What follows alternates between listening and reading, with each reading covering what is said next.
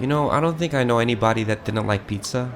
It doesn't matter where you're from or what nationality you are. Once you eat it, you just like it. The weird part about it is that there's so many different types of pizza, but somehow it always tastes the same. I mean, there is a certain flavor in it where you know you're eating pizza. I just can't figure out what it is. But for me, the best part of it all is that it's pretty much a complete meal and very convenient if you're in a hurry or there's just nothing else to choose from, like in my case right now. I'm at the Los Angeles airport or LAX waiting for my flight to London. You see, I planned this trip a few months ago where I was supposed to go alone, but instead I invited a close friend of mine and she agreed to go with me. So on this trip, our first stop is of course London, then Madrid, and we're gonna end in Rome.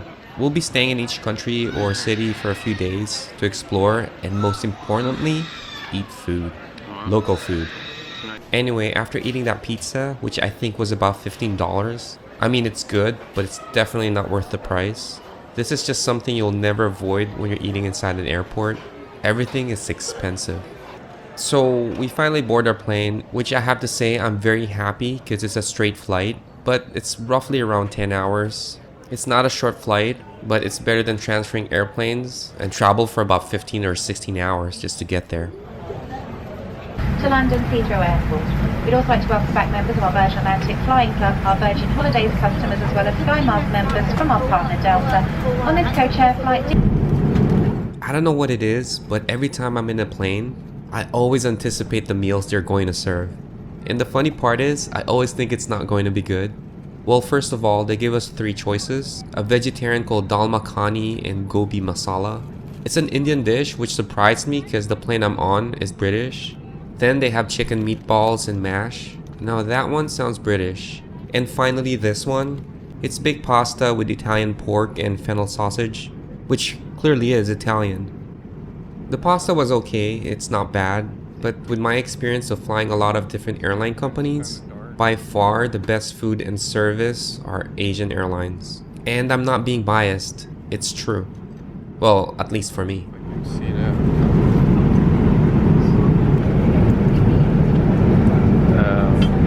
Can you see it? It's like, I guess it's cake. I don't know. You say pudding? I'll say cake. Yeah, there you go. What the hell is that? I would. There.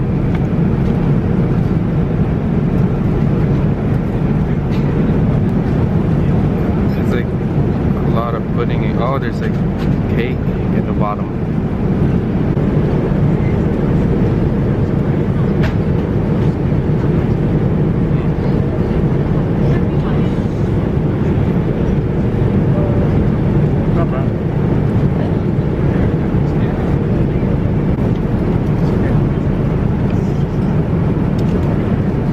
So after about 10 hours, a second meal, and very little sleep, we finally landed at Heathrow Airport in London. And as expected, the weather wasn't as good, which made it a bit difficult for us because we didn't have a ride to get to our hotel, which was about 40 minutes away. Well, our plan was to get an Uber, but I wanted to see if there's any other options. And I found out that those iconic black taxis here aren't that cheap. They were going to charge us £75, which is equivalent to about $100. Compared to Uber, which is £40, about $55. I didn't even check the rates for the airport shuttles. It's probably cheaper, but we really wanted to get to our hotel already. And it took us some time to find our Uber because they have a specific parking lot assigned to them at the airport, which was kind of weird, but I guess that's how it is here. So this is our hotel. We booked this not really for the price or ratings, but for its location, which is really important if you don't want to commute a lot. Oh, and by the way, this hotel is not our first choice because, to be honest, all the hotels we really wanted are just way too expensive. But this wasn't too bad, and it's a walking distance to most of all the popular landmarks here in London. But for now, since we're a little bit early to check in, we decided to have lunch and find a place to eat. And of course, the first thing in my mind is yes, fish and chips. The guy in the hotel recommended us this fish and chips restaurant. If you didn't know, fish and chips is a staple food here in London or England as a whole. I was reading up on its history and origin and I found out that the Jewish immigrants from Spain and Portugal originally came with a dish dating back from the 16th century. It's very simple. They just batter the fish. I think the most common fish used is cod. Then they deep fried it with a side of fried potatoes or chips as they called it. It's so simple it became a go-to meal among the working class in England, and it's a common takeaway or takeout food today. The first thing that really hit me was the size of the fish. I didn't expect it to be this big, but the fries or chips was a bit of a letdown. I was expecting something different. It looks just like regular fries in the US. Well, this one looks a bit stale and dry, but I think the most important thing here is the fish. So it's time for me to try my very first fish and chips in England.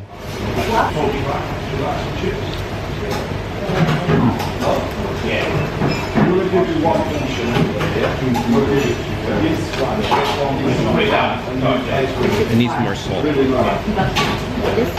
I forgot to mention this, but we ordered two different types of fish, a cod and a haddock. Now, I'm not really sure which one's which, but I think this is the cod. We decided to split the fish so we could both try them. Here.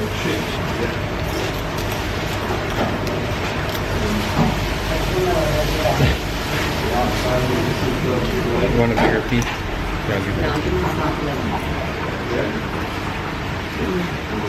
Oh shit.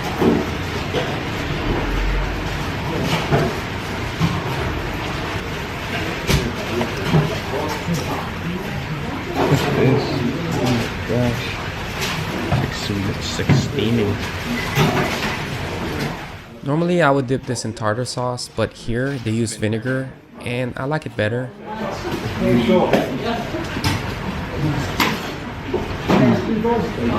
Okay, first of all, the vinegar was really mild. You can taste and smell just a hint of it. For me, I like it a little bit stronger. But let me say this about the fish. I can somewhat tell if the fish is fresh or not, and I don't think it could get any fresher than this. Maybe I'm wrong because we're kind of far from any fishing docks, but the fish is so juicy and soft, it doesn't even smell like fish at all. They even have the skin on the fish. You know, I really didn't expect this. This is really good. I could probably say that it's the best battered fish I've ever had so far. Too bad I couldn't say the same for the potatoes though. Oh, and also one thing, I couldn't tell the taste between both fish. I can distinguish the texture though. The cod was definitely softer than the haddock. So the only problem I had with this dish is that it's too oily. I seriously felt zits forming on my face, and I had my fair share of that, as you can see. But yeah, it was really oily. It actually made me want to suck a lemon or eat something sour. After this, we went back to our hotel to check in. I really wanted to put away my luggage and see what my room looks like.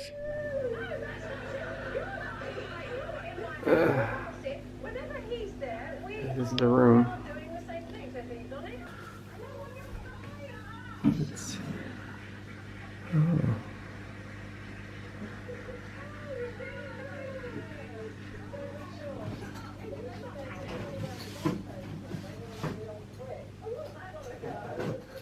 This room is really small. But it doesn't really matter because we'll be spending most of our time out in the city. So after we get settled in, we're going to head out towards Westminster to see the palace, Big Ben and whatnot, while checking out some landmarks along the way. It's the key to our hotel room. Since our hotel is pretty close to Westminster, we didn't need to catch a ride to get there. You know, every time I travel to a city, as much as I can, I prefer to walk because it's really a whole different experience compared to being in a bus or car. You kind of take in the city, like interact with people. I mean, really be there. This is St. John's Gardens, which is located close to St. John's Square. If you're wondering who St. John is, I believe St. John was one of the apostles of Christ. And I also read somewhere that this garden used to be a cemetery. I guess now it's just a small park.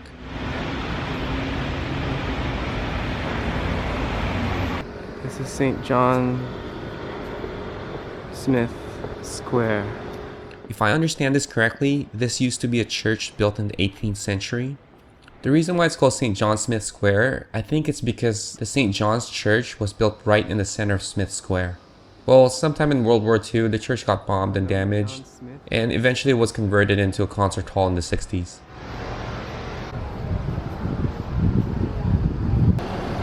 And walking up just a few hundred yards, we got to the Palace of Westminster.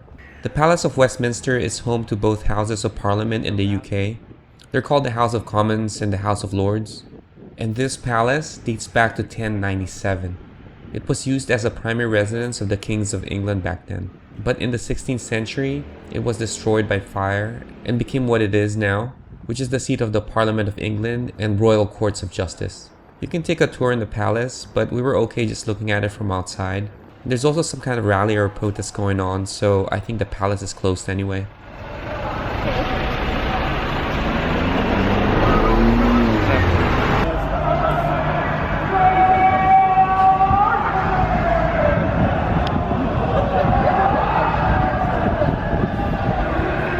I'm not really sure what they're protesting, but this next famous landmark really disappointed me.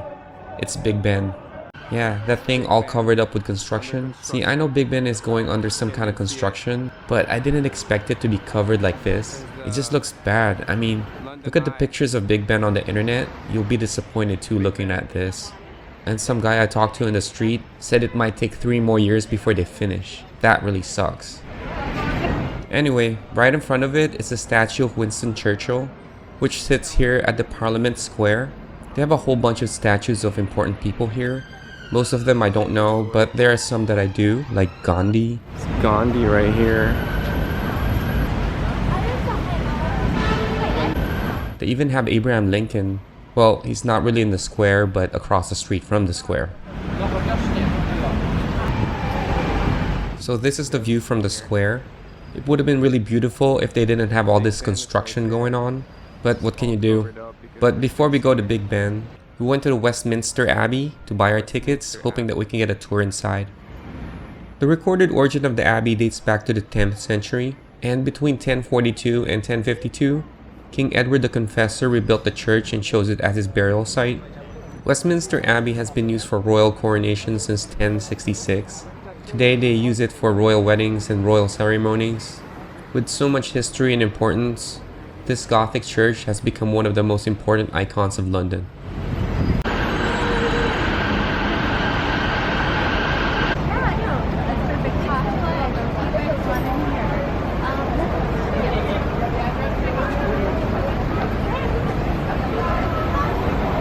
I'm gonna try to get inside this place. Fortunately, there's a ticket. I think so.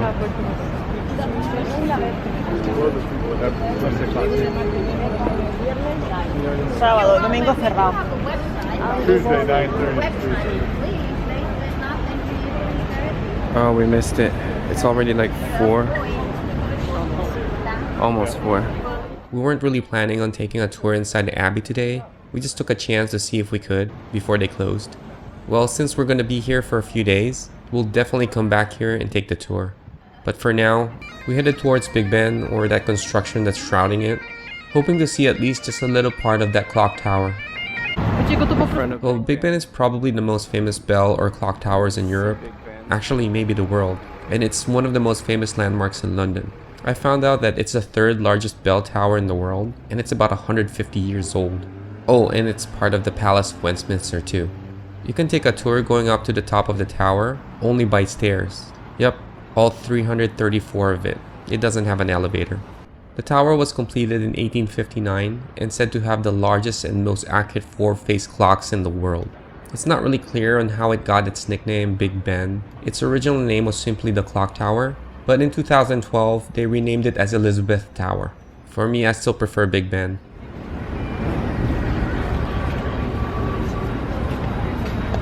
Next, which is the last landmark we're going to today, is the London Eye. And in order for us to get there, we needed to get across probably the oldest road bridge to cross the River Thames in central London, the Westminster Bridge. This bridge was built between 1739 to 1750, and it's 252 meters long and 26 meters wide.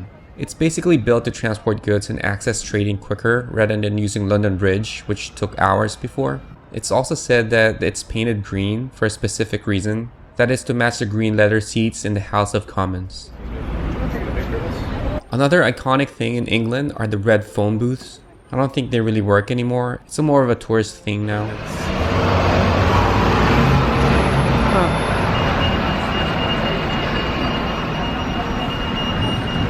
So right here, we just got our tickets just in time for the London Eye because they're about to close in like 30 minutes. It's about £28 each, so that is like $35. It's a little expensive if you ask me, but since we're here, we just had to. Even though the weather is not that great, so the view is probably bad. Mind the step, please. Watch your step. Watch the step. I had to admit I was a little bit nervous. I'm just glad it's moving really slow, although that kind of prolongs my fear, but it's really not that bad. It'd be nice though if it was a sunny day.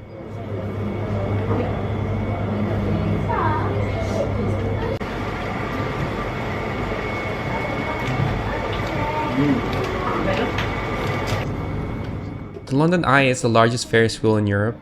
From the top you can see the whole city centre, which overlooks the Big Ben, the Palace of Westminster, and the Westminster Abbey. This is one of the most popular paid tourist attractions in the United Kingdom.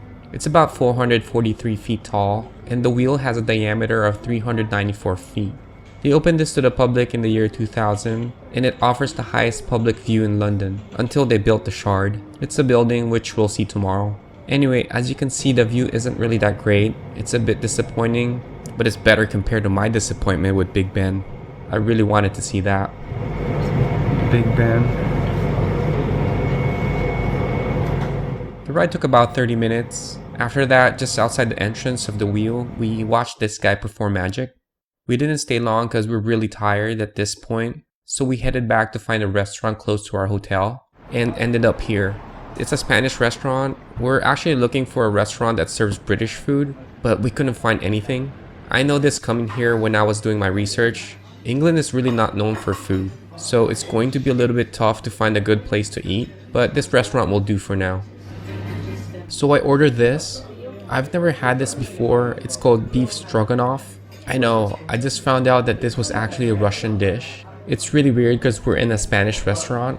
Anyway, beef stroganoff is lightly floured beef, sauteed, and sauced with mustard and sour cream. And this dish also had onions, mushrooms, and rice. Now this one looks more like a Spanish dish. I didn't get the name of the dish, but it's chicken cooked in olive oil with a lot of garlic.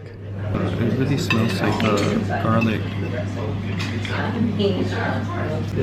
So the first thing I'm going for is the beef.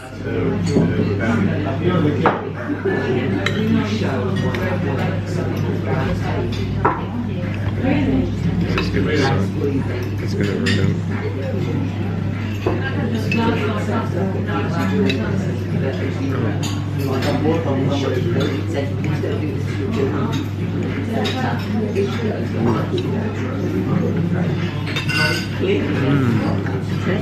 The beef was really tender, and the sauce, as I remember it, was different. Maybe it's the mustard, but it doesn't even taste like mustard. It's definitely creamy, not too salty. It kind of reminds me of beef stew, but creamier. The mushrooms and the rice really works well. I like it. I want this to want the garlic one.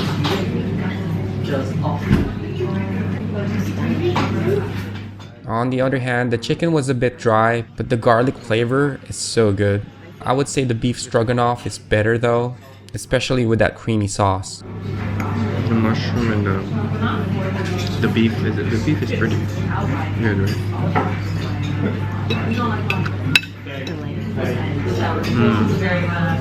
This one's hot. Considering we just arrived here this morning from California, we were able to see a lot of major landmarks in Westminster, but there's still so much more to explore in London. So after dinner, we're going to try and get some sleep, because tomorrow we need to wake up early to see and do everything on our list.